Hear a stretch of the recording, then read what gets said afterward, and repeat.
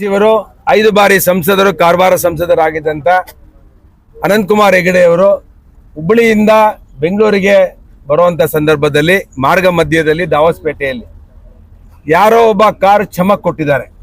ಅವಾಗ ಕಾರ್ ಇಳಿದು ಇವರು ಕೇಳಿದ್ದಾರೆ, ಬಂದು ಚಮಕ್ ಕೊಟ್ಟು ಇವ್ರು ನಿಲ್ಸಿದ್ದಾರೆ ಸರಿಯಾದ ರೀತಿಯಲ್ಲಿ ಹೋಗಪ್ಪ ಅಂತೇಳಿ.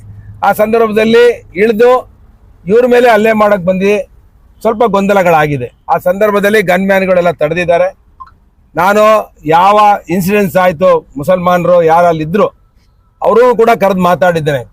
ರಸ್ತೆಯಲ್ಲಿ ಸಂದರ್ಭದಲ್ಲಿ ಕೆಲವು ಸಂದರ್ಭದಲ್ಲಿ ಆಕ್ಸಿಡೆಂಟ್ಗಳಾಗೋದು, ಚಿಕ್ಕ ಪುಟ್ಟ ಗೊಂದಲಗಳಾಗೋದು, ಓವರ್ಟೇಕ್ ಮಾಡಿದಂಥ ಸಂದರ್ಭದಲ್ಲಿ ಇವು ಸಾಮಾನ್ಯವಾಗಿ ಆಗುವಂಥ ವಿಷಯಗಳು. ಇಂಥ ವಿಷಯದಲ್ಲಿ ರಾಜಕೀಯ ಬೇಡ, ಕೂತು ಮಾತಾಡಿ ಬಗೆಹರಿಸ್ಕೊಳ್ಳೋಣ. ಅನಂತಕುಮಾರ್ ಅವರು ತಪ್ಪಿದ್ರೆ ಅವರು ಸಾರಿ ಕೇಳ್ತಾರೆ, ನೀವು ಅದನ್ನ ಕ್ಷಮಿಸುವಂತ ಗುಣ ಇಟ್ಕೋಬೇಕು. ಇಲ್ಲ ನೀವು ತಪ್ಪು ಮಾಡಿದ್ರೆ ನೀವು ಸಾರಿ ಕೇಳಬೇಕು, ಅದನ್ನ ಕ್ಷಮಿಸುವಂತ ಗುಣನ ಅನಂತಕುಮಾರ್ ಅವರು ಮಾಡ್ತಾರೆ, ಅನಂತಕುಮಾರ್ ಹೆಗಡೆ ಅವರು ಅಂತ ನಾನು ಹೇಳಿದ್ದೇನೆ. ಆದರೆ ಇಲ್ಲೆಲ್ಲೋ ಒಂದು ಕಡೆ ರಾಜಕೀಯ ಮಾಡಬೇಕು ಅನ್ನೋದೇನೋ ಇಲ್ಲಿರುವಂತ ಸ್ಥಳೀಯ ನಾಯಕರುಗಳಿಗೆ ಇರ್ಬೋದು. ಇದು ಕಾಂಗ್ರೆಸ್ ಸರ್ಕಾರ ಯಾವಾಗಲೂ ತುಷ್ಟೀಕರಣ ರಾಜಕಾರಣವನ್ನ ಮಾಡ್ತದೆ. ಇದು ಅದಕ್ಕೆ ಇದನ್ನ ರಾಜಕೀಯ ಮಾಡಬೇಕು, ಅನಂತಕುಮಾರ್ ಅವ್ರನ್ನ ಬಂಧಿಸಬೇಕು ಅನ್ನೋದೇನೋ ಗುಮಾನ ಇತ್ತು ನಮಗೆ. ಅದಕ್ಕೆ ನಾನು ಇವತ್ತು ಸ್ಟೇಷನ್ ಮುಂದೆ ಬಂದಿದ್ದೇನೆ. ಆಕ್ಸಿಡೆಂಟ್ ಕೇಸ್ನ ದಯವಿಟ್ಟು ಪೊಲೀಸ್ ಅವ್ರಿಗೂ ನಾನು ವಿನಂತಿ ಮಾಡ್ತೇನೆ, ಇಬ್ರದ್ದು ಕುಣಿಸಿ ಮಾತಾಡಿದನ್ನ ಇತ್ಯರ್ಥ ಮಾಡಬೇಕು ಅನ್ನೋದು ನಮ್ದು ಅಭಿಪ್ರಾಯ. ಇಲ್ಲಿ ಯಾವುದೋ ವೈಯಕ್ತಿಕವಾಗಿ ಏನು ಗಲಾಟೆಗಳಾಗಿಲ್ಲ. ಒನ್ಲಿ ಅವರು ಮುಸಲ್ಮಾನರಾಗಿದ್ದ ಅನಂತಕುಮಾರ್ ಅವರೊಬ್ಬ ಹಿಂದೂ ನಾಯಕ ಆಗಿರೋದ್ರಿಂದ ಆತನ ಮೇಲೆ ಏನೋ ಒಂದು ಕೇಸನ್ನ ದಾಖಲು ಮಾಡಿಸ್ಬೇಕು ಅಂತೇಳಿ ಇಲ್ಲಿ ಒಂದು ಪಿತೂರಿ ನಡೀತಿದೆ ಅನ್ನೋದು ನನ್ನ ಗಮನಕ್ಕೆ ಬಂತು. ನಾನು ತಕ್ಷಣ ತುಮಕೂರಿನಿಂದ ಇಲ್ಲಿಗೆ ಬಂದು ಇಲ್ಲಿರೋ ಡಿವೈಎಸ್ಪಿ ಅವ್ರಿಗೂ ಮಾತಾಡಿದ್ದೇನೆ, ಅಲ್ಲಿಯ ಮುಸಲ್ಮಾನರ ನಾಯಕರ ಹತ್ರನೂ ಮಾತಾಡಿದ್ದೇನೆ. ಜಗಳಗಳು ಬೇಡ, ಹೊಂದಾಣಿಕೆಯಾಗಿ ಹೋಗೋಣ. ಆಕ್ಸಿಡೆಂಟ್ ಇಸ್ ಆಕ್ಸಿಡೆಂಟ್, ಏನು ಚಿಕ್ಕ ಪುಟ್ಟ ಘಟನೆಗಳಿಗೆ ದೊಡ್ಡದು ಮಾಡಬೇಡಿ ಅಂತಾನು ಹೇಳಿದ್ದೇನೆ. ಸೌಹಾರ್ದವಾಗಿ ಬಗೆಹರಿಸ್ಕೊಳ್ಳೋಣ ಅಂತ ಹೇಳಿ ನಾವೀಗ ಮಾತಾಡಿ ಬಂದೋ. ನಾವು ಇಲ್ಲೇ ಕಾಫಿ ಡೇಲಿ ಕರೆಸಿದ್ವು ಸರ್, ದವಸ್ಪೇಟೆ ಕಾಫಿ ಡೇಲಿ. ಅವರು ಒಂದು 10-15 ಜನ ಬಂದ್ರು, ಹಾಗಾಗಿದೆ ಹೀಗಾಗಿದೆ ನಮ್ಗೆ ಅಂತ ಹೇಳಿ. ಅವರು ಹಾಗಾಗಿದೆ ಹೀಗಾಗಿದೆ ನಮ್ಗೆ ಇವರೇ ಎದುರಿಸಿದ್ರು ಅನ್ನೋ ತರ ಅವ್ರು ಹೇಳಿದ್ರು. ನೀವು ಒಂದ್ ಸೈಡ್ ಹೇಳ್ತಿದ್ದೀರಪ್ಪ, ನಾವ್ ಇಲ್ಲಿ ಬಂದ್ ಮಾತಾಡಿ ಇನ್ನೊಂದ್ ಸೈಡ್ ಕೇಳ್ತೇನೆ. ಆದ್ರೆ ನಾನು ಹೇಳೋದು ಯಾರು ತಪ್ಪಿರುತ್ತೋ ಅದನ್ನ ಇಬ್ರು ಕೂಡ ಕ್ಷಮಿಸ್ಕೊಂಡು ಹೋಗ್ರಿ, ಬೇಡ ಮುಂದುವರ್ಸೋದಂತ. ಗಲಾಟೆ ಅಂತ ನೀವೇ ಹೇಳ್ತಾ ಇದ್ದೀರಿ, ಬಟ್ ಆದ್ರೆ ಒಬ್ಬ ಜನನಾಯಕರೇ ಈ ತರ ಮಾಡಿದ್ರೆ, ಜನನಾಯಕರ ಕಾರ್ ಹೋಗ್ಬೇಕಾದ್ರೆ ಅವರಿಗೆ ಚಮಕ್ ಕೊಟ್ರೆ ಅವ್ರಿಗೆ ಕಂಪ್ಲೇಂಟ್ ಕೊಡೋದಿಕ್ಕೂ ಕೂಡ ಅವಕಾಶ ಇದೆ. ಅವ್ರ ಕಂಪ್ಲೇಂಟ್ ಕೊಟ್ರೆ ಬೇಗ ಪೊಲೀಸರು ಕೂಡ ತಗೊಳ್ತಾ ಇದ್ದಾರೆ. ಆದ್ರೆ ಈ ಸಂದರ್ಭದಲ್ಲಿ ಒಬ್ಬ ಜನನಾಯಕರು ಇರುವಂತಹ ಕಾರ್ ಗನ್ಮ್ಯಾನ್ ಇರ್ಬೋದು, ಡ್ರೈವರ್ ಇರ್ಬೋದು, ಒಬ್ಬ ಸಾಮಾನ್ಯ ವ್ಯಕ್ತಿಗೆ ಹೊಡಿತಾರೆ ಅಂತ ಹೇಳಿದ್ರೆ ಹಲ್ಲೆ ಮಾಡುವಂತದ್ದು ಏನ್ ಕಾರಣ ಇತ್ತು ಅಂತ ನಾನು ಅದಕ್ಕೆ ಯಾರು ತಪ್ಪಿದ್ಯೋ ಇನ್ನು ನನಗೆ ಅನಂತಕುಮಾರ್ ಹೆಗಡೆ ನಾನು ಇಲ್ಲಿ ಬಂದು ಮಾತಾಡಿದೆ. ನಾನು ಯಾರು ಗನ್ಮ್ಯಾನ್ ತಪ್ಪಿದ್ಯೋ ಅಲ್ಲಿ ಡ್ರೈವರ್ ತಪ್ಪಿದ್ಯೋ ನನ್ಗೆ ಗೊತ್ತಿಲ್ಲ. ಯಾರದೇ ತಪ್ಪು ಮಾಡ್ರು ತಪ್ಪೇ ಅದು.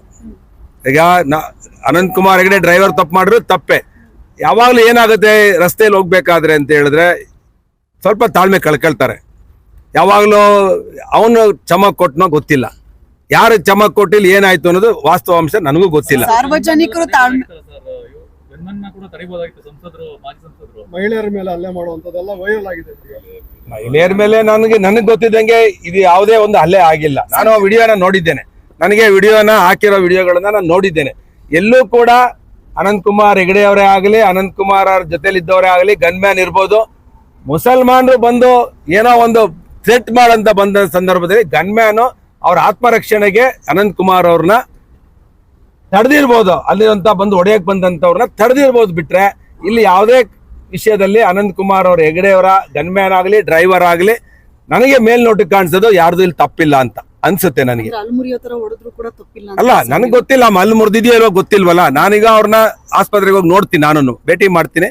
ಅವರು ನಮ್ಮ ಪರಿಚಯದವರೇನೆ, ಅವ್ರೇನು ಪಾಕಿಸ್ತಾನದಿಂದ ಬಂದಂತವ್ರಲ್ಲ. ಇಲ್ಲೆಲ್ಲಾ ಮುಸಲ್ಮಾನಗಳು ಸಾವಿರಾರು ವರ್ಷಗಳಿಂದ ಸೌಹಾರ್ದವಾಗಿ ನಾವು ಬದುಕ್ತಿದೀವಿ. ಇಲ್ಲಿ ನಾವು ನಮ್ಮ ಕ್ಷೇತ್ರದಲ್ಲಿ ಇರ್ಬೋದು, ಪಕ್ಕದ ನೆಲಮಂಗಲ ಕ್ಷೇತ್ರ ಇರ್ಬೋದು, ಸೌಹಾರ್ದ ಬದುಕ್ತೀವಿ. ಆದ್ರೆ ಈ ಸಂದರ್ಭದಲ್ಲಿ ಯಾರೇ ಕೂಡ ರಾಜಕೀಯ ಮಾಡಬಾರ್ದು. ಏನೋ ಕೇಸ್ ಕೊಡಿ, ಜೈಲ್ಗೆ ಹಾಕ್ಸಿ, ಈ ರೀತಿಯ ಒಂದು ಆಕ್ಸಿಡೆಂಟ್ ಆಗಿರ್ಬೇಕಾದ್ರೆ ಭಾವನಾತ್ಮಕವಾಗಿ ಒಳಗಾಗಿ ಮನುಷ್ಯ ಹೊಡೆದಾಡೋದು ಸಹಜ. ಆದ್ರೆ ಇಂಥ ಸಂದರ್ಭದಲ್ಲಿ ಸ್ವಲ್ಪ ರಾಜಕೀಯ ಕ್ಷೇತ್ರದಲ್ಲಿ ಅಂತೂ ನಮಗೆ ತುಂಬಾ ತಾಳ್ಮೆ ಇರಬೇಕು, ತುಂಬಾ ಸಮಾಧಾನ ಇರಬೇಕು ರಾಜಕಾರಣಿಗಳಿಗೆ. ಎಂಥ ಸಂದರ್ಭದಲ್ಲೂ ತಾಳ್ಮೆ ಕಳ್ಕೋಬಾರ್ದು. ಎಲ್ಲ ತಾಳ್ಮೆ ಯಾರು ಕಳ್ಕೊಂಡ್ರೋ ಗೊತ್ತಿಲ್ಲ. ಅವ್ರ ತಾಳ್ಮೆ ಕಳ್ಕೊಂಡು ಇವ್ರು ಹೊಡೆಯಕ್ ಬಂದಿದ್ರ, ಇವ್ರ ತಾಳ್ಮೆ ಕಳ್ಕೊಂಡು ಅವ್ರು ಹೊಡೆಯಕ್ ಬಂದ್ರೆ ಅದು ಪೊಲೀಸ್ನವ್ರು ಇನ್ವೆಸ್ಟಿಗೇಷನ್ ಆದ್ಮೇಲೆ ಗೊತ್ತಾಗುತ್ತೆ. ಅಲ್ರಿ, ಅನಂತಕುಮಾರ್ ಏನೇನ್ ಕೊಲೆ ಮಾಡಿದಾರೇನ್ರಿ? ಇಲ್ಲ ಯಾರು ಮುಸಲ್ಮಾನರಿಗೆ ಏನಾರ ಹೊಡೆಯಕ್ ಹೋಗಿದ್ರ, ಪ್ರಚೋದನೆ ಮಾಡಕ್ ಹೋಗಿದ್ರ? ಏನಿಲ್ವಲ್ಲ. ಅನಂತಕುಮಾರ್ ಅವರು ರಸ್ತೆಯಲ್ಲಿ ಬರ್ಬೇಕಾದ್ರೆ ಒಂದು ಘಟನೆ ನಡೆದಿದೆ, ಅದು ಸರಿನೋ ತಪ್ಪೋದು ಮುಸಲ್ಮಾನರ ಜೊತೆ ಆಗಿರೋದ್ರಿಂದ, ಇವರೊಬ್ಬ ಹಿಂದೂ ನಾಯಕ ಆಗಿರೋದ್ರಿಂದ ಇದನ್ನ ರಾಜಕೀಯ ಬೆರೆಸ್ಬೇಕು ಅಂತೇಳಿ ಸ್ಥಳೀಯರು ಕೆಲವರು ಕಾಂಗ್ರೆಸ್ನ ಮುಖಂಡರುಗಳು ಇವ್ರ ಮೇಲೆ ಕಂಪ್ಲೇಂಟ್ ಕೊಡಿ, ಬೇರೆ ಬೇರೆ ಕೇಸ್ಗಳನ್ನ ಕೊಡಿ, ಹೆಣ್ಮಕ್ಳ ಮೇಲೆ ಕೇಸ್ಗಳನ್ನ ಕೊಡಿ ಅಂತೇಳಿ ಪ್ರಚೋದನೆ ಮಾಡ್ತಿರೋ ನಾನು ನೋಡಿದ್ದೇನೆ. ಇದು ರಾಜಕೀಯ ಮಾಡಕ್ ಕೊಟ್ಟಿದ್ದಾರೆ. ನಾನು ಪೊಲೀಸ್ ಅವ್ರಿಗೆ ಹೇಳೋದಿಷ್ಟ, ಆಕ್ಸಿಡೆಂಟ್ ಇಸ್ ಆಕ್ಸಿಡೆಂಟ್, ಏನಿದೆಯೋ ಅದನ್ನ ಕೂತ್ ಬಗೆಹರಿಸಿ ಇತಾರ್ಥ ಮಾಡಿ. ಆಕ್ಸಿಡೆಂಟ್ ಕೇಸ್ಗಳಿಗೆ ಏನಾಗುತ್ತೆ, ಸತ್ಯ ಹೋಗ್ತಾರೆ. ಪರ್ಪಸ್ ಆಗಿ ಯಾರು ಆಕ್ಸಿಡೆಂಟ್ ಅಲ್ಲಿ ಸಾಯಿಸ್ತಾರ? ಅದು ಅನ್ಎಕ್ಸ್ಪೆಕ್ಟೆಡ್ ಆಗುವಂತ ಘಟನೆಗಳು. ಅದರಿಂದ ನಾನು ಈ ಸಂದರ್ಭದಲ್ಲಿ ನಾನು ಪೊಲೀಸ್ ಅವ್ರಿಗೆ ಹೇಳ್ತೇನೆ, ಏನ್ ಕಾನೂನು ಇದೆಯೋ ಅದ್ರ ಪ್ರಕಾರ ನೀವು ನಡ್ಕೋಬೇಕು. ಇದಕ್ಕೆ ರಾಜಕೀಯ ಬೆರೆಸಬಾರ್ದು, ಕೋಮು ಗಲಭೆಗಳನ್ನ ಮಾಡಬಾರ್ದು. ತುಷ್ಟೀಕರಣ ರಾಜಕಾರಣವನ್ನ ಕಾಂಗ್ರೆಸ್ ಯಾವಾಗ್ಲೂ ಮಾಡುತ್ತೆ. ಆ ತುಷ್ಟೀಕರಣ ರಾಜಕಾರಣವನ್ನ ಕಾಂಗ್ರೆಸ್ ಯಾವುದೇ ಕಾರಣಕ್ಕೂ ಮಾಡಬಾರ್ದು ಅಂತ ನಾನು ಈ ಸಂದರ್ಭದಲ್ಲಿ ಪೊಲೀಸ್ ಅವರಿಗೆ, ಕಾಂಗ್ರೆಸ್ ಅವರ ಮುಖಂಡರುಗಳ ಮಾತನ್ನ ಯಾವುದೇ ಕಾರಣಕ್ಕೂ ತಗೋಬಾರ್ದು. ಕಾನೂನು ಏನಿದೆಯೋ ಆ ಕಾನೂನು ಚೌಕಟ್ಟಲ್ಲಿ ಕೆಲಸ ಮಾಡಬೇಕು ಅಂತ ಹೇಳಿ ನಾನು ಆಗ್ರಹ ಮಾಡ್ತೇನೆ.